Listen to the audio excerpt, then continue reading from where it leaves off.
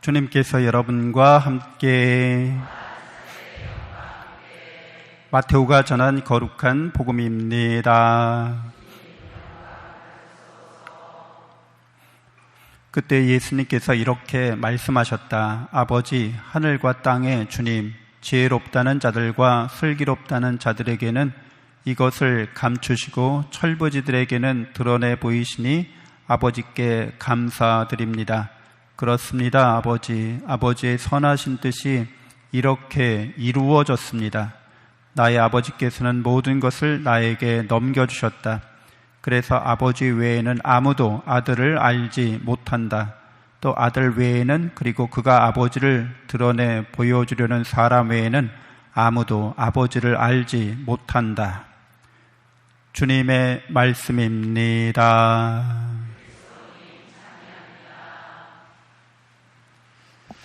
찬미 예수님, 하나님의 복동이 고맙습니다. 고맙습니다. 고맙습니다. 네, 신비주의라고 하는 전통 안에서는 이런 말이 있습니다.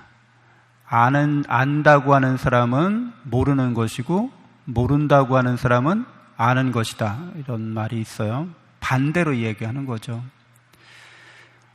안다고 말하는 사람들, 어떤 분야의 전문가다, 내가 많은 것을 지식을 갖고 있다라고 하는 사람들은 정말 알아야 될 걸 모른다는 거예요. 자기가 아는 것 때문에 그 아는 것에 이제 사로잡혀 있는 거죠.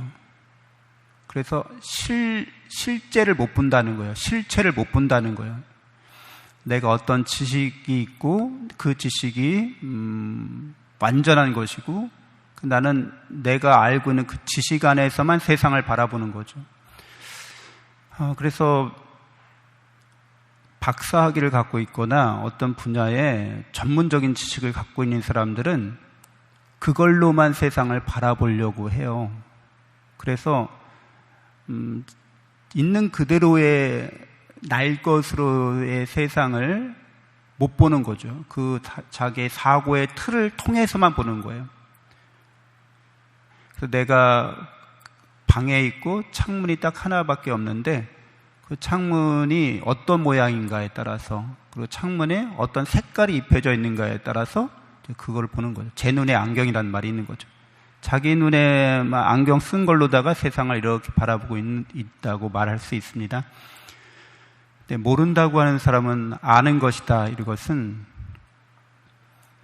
자기 자신의 정말 알아야 될 것들, 우리가 있는 그대로의 세상을 바라보려면 자기가 안다고 생각했던 것들을 다 일단 접어놔야 된다는 거죠.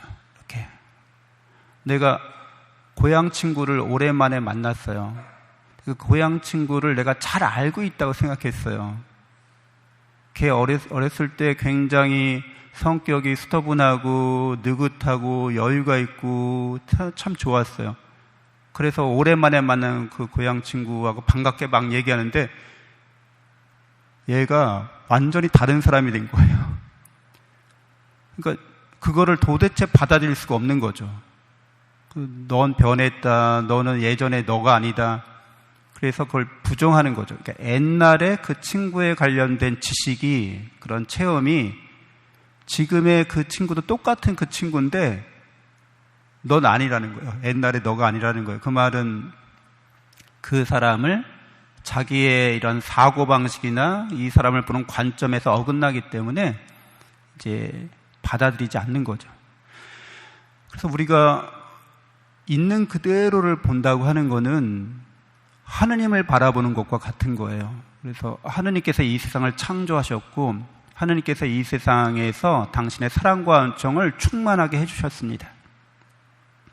그래서 우리는 그 하느님을 있는 그대로 만나기 위해서 일단 내가 안다고 생각하는 것들, 내가 경험을 통해서 확실하다고 생각하는 것들을 일단 이렇게 접어둘 필요가 있다는 거예요. 모른다고.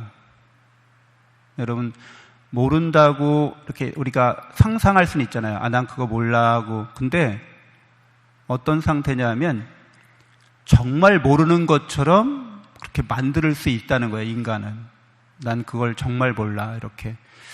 그래서 이제 하나하나 한번 해보자면, 이제 하느님을 만나는 그 길은 모른다고 할 때 아는 것, 곧 모른다고 할 때 있는 그대로를 체험하게 된다는 거, 하느님을 만나게 된다는 거, 그런 것들을 보통 이렇게 단계나 뭐 연습이나 훈련을 하죠.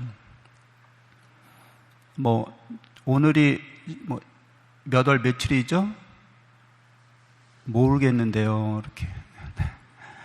여기가 어디죠? 모르겠는데요. 이렇게. 그래서 우리가 뭐 이렇게 모른다고 말하면 우리의 뇌는 그거를 우리가 말하는 거나 우리가 어떤 태도나 자세를 갖고서 그렇게 하면 뇌는, 우리의 두뇌는 그거를 사실처럼 인식해서 받아들여요. 그래서 이제 작용이 가능한 거죠. 우리의 뇌를 잘 이용하는 거죠. 남자세요? 여자세요? 모르겠는데요. 모를 수 없는데 이제 모른다고 접어두는 거예요. 왜 내가 언제 어디서 어떤 뭐 성별로 내가 경험한 것, 체험한 것들을 다 모른다고 해보는 거죠. 나이가 어떻게 되세요? 이름이 어떻게 되세요? 다 모른다고 하는 거죠. 다 모른다고 하면은 뭐가 남겠어요? 다 모른다고 하면 뭐가 남겠냐고요.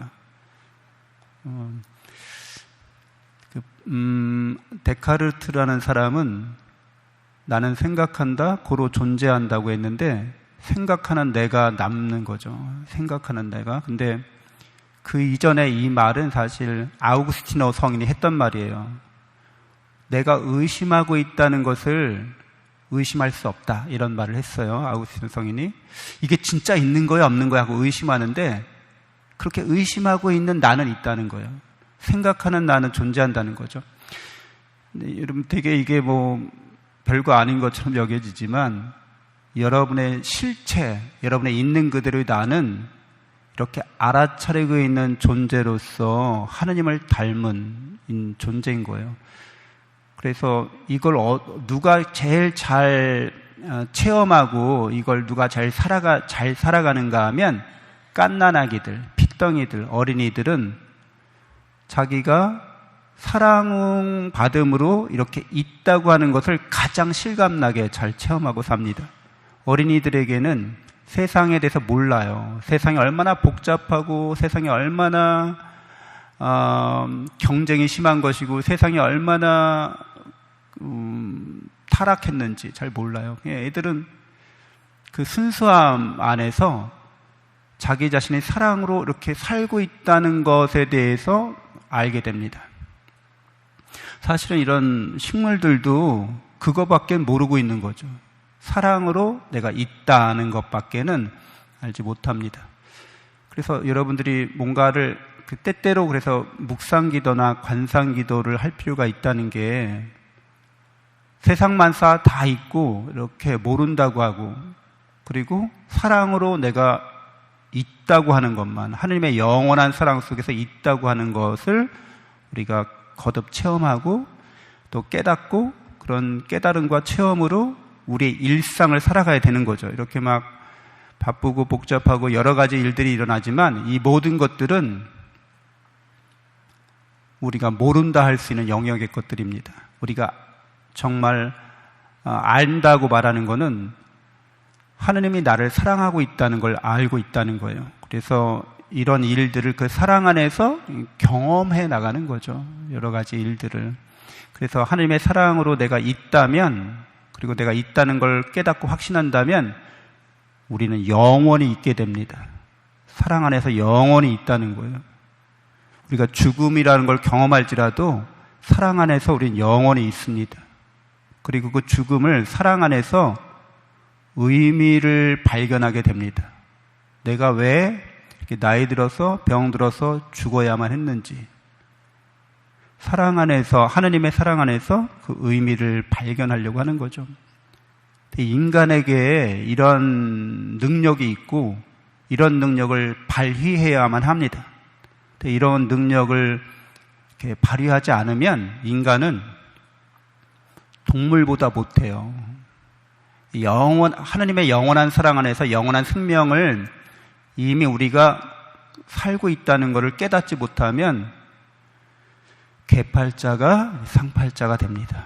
여러분, 저도 고양이 키우고 있지만 고양이 팔자가 좋아요. 고양이 중에서 또 여러 고양이가 있겠지만 아주 만족하며 사는 고양이들이 있어요. 걔네들은 뭔가 이렇게 우리처럼 안달복달 안 하고 그냥 여기 화분이 있잖아요. 얘가 안달복달 하는 것 같아요. 그냥 있는 그대로 이렇게 살고 있잖아요. 상황이나 환경. 사막에 든 선인장, 그렇죠? 척박한 환경이잖아요.